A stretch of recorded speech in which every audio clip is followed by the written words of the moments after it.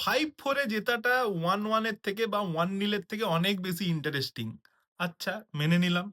অথচ এই same ফ্যানরা Hansi Flick যখন হাইলাইন খেলার চেষ্টা করে তখন বলে যে, "ভাই আমাদের অ্যাটাকিং এফিসিয়েন্সি অত বেটার নয়। আমরা চান্স ক্রিয়েট করতে পারলেও গোল করতে পারি না। তাই আমরা গোল খেয়ে যাচ্ছি। Please don't do that. একটু হলেও প্র্যাগম্যাটিক খেলার চেষ্টা করো।"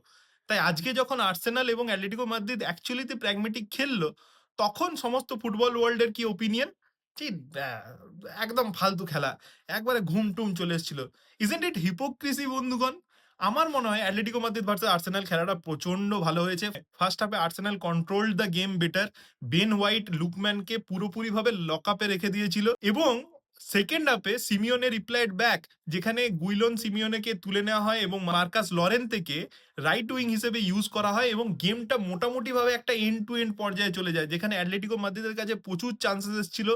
যদি লুকম্যান এবং গ্রিজম্যান কনভার্ট করতে পারত, it could have been a whole different story. এবং সেকেন্ড হাফে পরের দিকে অবভিয়াসলি আর্তেতা রিপ্লাইড ব্যাক, যেখানে সে ফ্রন্ট থ্রি কে চেঞ্জ করে দেয় এবং গেমটাকে আবার কন্ট্রোল করে নিতে সক্ষম হয়।